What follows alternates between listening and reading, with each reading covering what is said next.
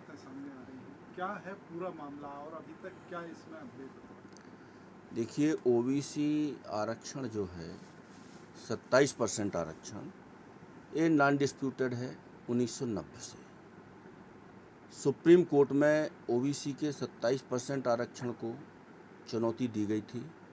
Supreme court की 9 जजेस bench ने 27% आरक्षण अफर्म किया।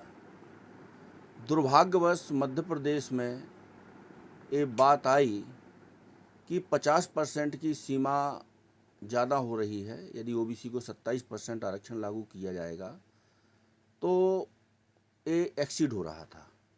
तो तत्कालीन सरकार ने सुप्रीम कोर्ट में कोई पैरवी किए बिना एक रास्ता निकाला कि एससी को 16% और एसटी को 20% मिला के 36 होता था। 50% की सीमा के संबंध में 14% बच रहा था, तो वो ओबीसी को दे दिया।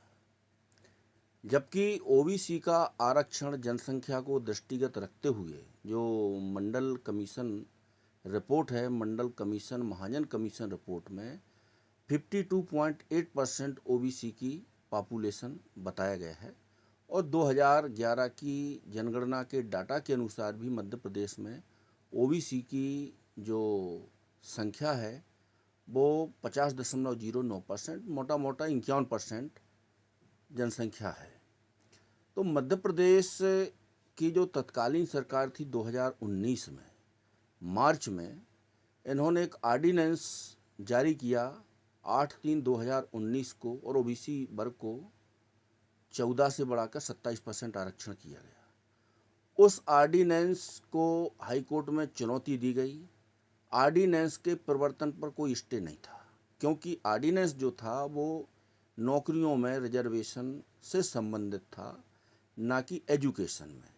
चूँकि वो चैलेंज किया गया एजुकेशन के फील्ड में, फिर भी कोर्ट ने उसमें इंटरफेयर नहीं किया, केवल ये डायरेक्शन दिया कि पीजी नीट काउंसलिंग में 27% ना दिया जाए, 14% दिया जाए। अगस्त 2019 में ये विधिवत विधानसभा से कानून बन गया 6 महीने के अंदर। इस कानून को भी चुनौती देने वाली कई याचिकाएं दाखिल हुई। किसी पर कोई स्टे नहीं है, कानून पर स्टे नहीं है। मध्य प्रदेश सरकार परिवर्तित होती है, नई सरकार आती है, और ऐसा परसेप्शन पूरा बना दिया कि एक कानून स्टे है और सरकार उसको लागू नहीं कर रही थी। तो इसमें जब बैठक हुई 2021 में, तो उसमें पटापेक्ष हुआ कि कानून पर स्टे नहीं है। जिन जिन विषयों को लेकर के अंतरिम आदेश पारित किए गए हैं उनको छोड़कर सभी पे 27% आरक्षण लागू किया जाए। कई भर्तियाँ हुई मध्य प्रदेश में 27% आरक्षण के हिसाब से हुई। और जो एक याचिका 2021 में दाखिल की यूथ फॉर इक्वलिटी, जिसमें जीएडी के नोटिफिकेशन को चैलेंज किया गया। यूथ फॉर इक्वलिटी में 4/8/2023 को एक अंतरिम आदेश होता है। उस अंतरिम आदेश की कंप्लायंस में समस्त भर्तियाँ 87-13 के फार्मूला पर कर दी गई कि 87% पद भरे जाएंगे, 13% होल्ड कर दिए जाएंगे। अंतोगत्वा ये हुआ कि जब इन मामलों में गति आई, माननीय हाई कोर्ट सुनवाई के लिए इसमें एक्टिव हुई, तो मध्य प्रदेश सरकार ने समस्त याचिकाएं सुप्रीम कोर्ट में ट्रांसफ़र करा दी, ये कहते हुए कि पूर्व से वहाँ मामला पेंडिंग है। सुप्रीम कोर्ट में मेरी जानकारी में आज दिनांक तक लगभग 86 याचिकाएँ हैं जो ट्रांसफ़र याचिकाएँ हैं, और ट्रांसफ़र कराने के बाद मध्य प्रदेश सरकार की ओर से इसमें कोई सुनवाई के लिए पहल नहीं की गई।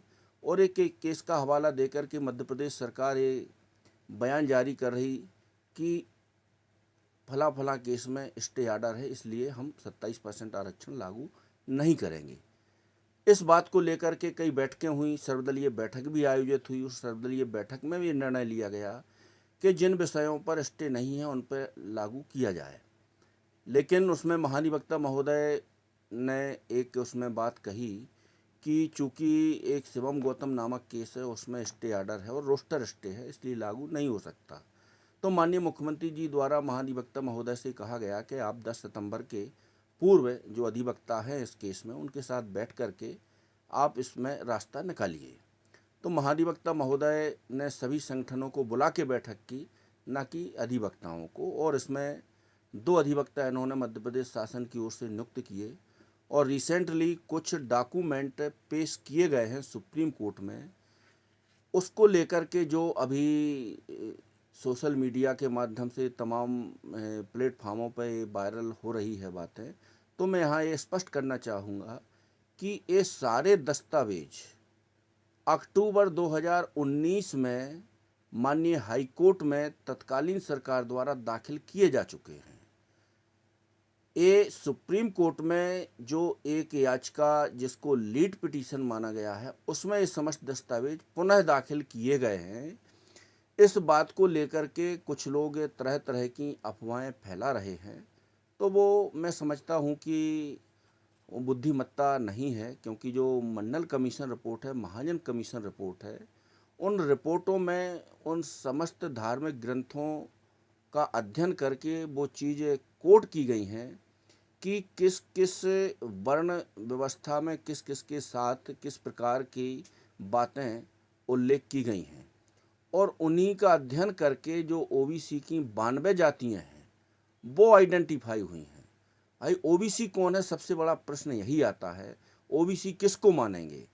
तो मंडल कमीशन साहब ने 11 पैरामीटर उसमें फिक्स किए थे, उन 11 पैरामीटरों के आधार पर आइडेंटिफाई हुए हैं, और जिस वर्ग को, जाति वर्गों को जातिगत रूप से उसमें लिखा है, कहीं व्यास संहिता में, कहीं ब्राह्मण संहिता में, कहीं मनु संहिता में, जातिगत रूप से उनके बारे में जो उल्लेख किया है, उन सारे संदर्भों को उक्त महाजन कमीशन में कोट किया गया है, और उसी के आधार पर वो जातियाँ आइडेंटिफाई करके अन्य पिछड़े वर्ग की लिस्ट में उनको सूचीबद्ध किया गया है। जैसे कुछ अभी वो वाल्मीकि रामायण का जो उत्तरकांड है, उत्तरकांड के श्लोक 73 से 76 में एक वाक्य आता है, चूँकि वो सूरदास जी की जो तुलसीदास जी की रामचरितमानस है उसमें वो लेख नहीं है, लेकिन जो वाल्मीकि रामायण में उसमें शंभूक वध का, ऋषि शंभूक वध का उल्लेख किया गया है, तो वो चीज़ उसमें रेखांकित है मंडल महाजन कमीशन रिपोर्ट में, और भी ऐसे कई तथ्य उसमें रेखांकित किए गए हैं। और इसको लेकर के यदि कोई सोशल मीडिया पे या जनमानस में भ्रम फैला रहा है, तो ऐसे लोगों के खिलाफ तो कार्रवाई होना चाहिए, क्योंकि ये जो रिपोर्ट है, रिपोर्ट आज की नहीं है, 1983 की रिपोर्ट है, और चूंकि कभी किसी ने उस रिपोर्ट को पढ़ा नहीं, जब आज वो पटल पर रिपोर्ट आ रही है तो लोग पढ़ रहे हैं, और जो बातें सत्य हैं वो बातें उसमें लिखी गई हैं, कोई मनगढ़ंत तथ्य तो उसमें लिखे नहीं गए हैं, उसका संदर्भ भी लिखा गया है कि कौन सी बात, कौन सा तथ्य किस ग्रंथ से उसमें कोट किया गया है। तो जो मध्य प्रदेश सरकार का स्टैंड है सुप्रीम कोर्ट में, तो ये जो परसेप्शन बनाया जा रहा है 27% आरक्षण विधानसभा से कानून 2019 में बन चुका है। वर्तमान मध्य प्रदेश सरकार कोई नया काम करने नहीं जा रही है, दुर्भाग्य है कि मध्य प्रदेश सरकार उसको लागू नहीं कर रही है, तो कोई नए कानून बनाने वाली बात तो आई नहीं है। जब पिछली बैठक हुई थी तो माननीय मुख्यमंत्री जी से यही बात कही गई थी कि आज आपके सामने डाटा है, ओबीसी की 50% से अधिक आबादी है, तो आप प्रोपोर्शनेट रिजर्वेशन करिए। भाई कांग्रेस ने 27% दिया, आप यदि प्रोपोर्शनेट देना चाहते हो तो आप 50% कर दीजिए। 50% की सीमा के संबंध में जो बार बार बात आ रही है कि 50% से ज़्यादा आरक्षण नहीं हो सकता, तो जहाँ तक जजमेंट की बात है तो जजमेंट में भी ये स्ट्रिक्ट नहीं है। जजमेंट में भी कहा है कि विशेष परिस्थितियों में वहाँ की सामाजिक और भौगोलिक परिस्थितियों को ध्यान में रखते हुए 50% की सीमा एक्सीड कर सकता है। अभी वर्तमान में क्या स्थिति है, अब क्या इसमें अभी हो रहा है? देखिए, वर्तमान में मध्य प्रदेश में जितने भी विज्ञापन निकल रहे हैं वो ओबीसी को 27% के हिसाब से विज्ञापन जारी किए जा रहे हैं। 27% पर रिक्रूटमेंट हो रहे हैं, लेकिन 13% पद होल्ड किए जा रहे हैं, और वो होल्ड पद करने के लिए ना तो माननीय हाई कोर्ट ने कोई अंतरिम आदेश दिया है, ना ही सुप्रीम कोर्ट ने। ये होल्ड केवल महाधिवक्ता महोदय के एक अभिमत के आधार पर किए जा रहे हैं कि यदि ये मामले ओबीसी के पक्ष में आते हैं तो वो पद अनहोल्ड कर दिए जाएंगे, और यदि पक्ष में नहीं आते हैं तो जो जनरल के होल्ड किए हैं उनसे वो पद भर दिए जाएंगे।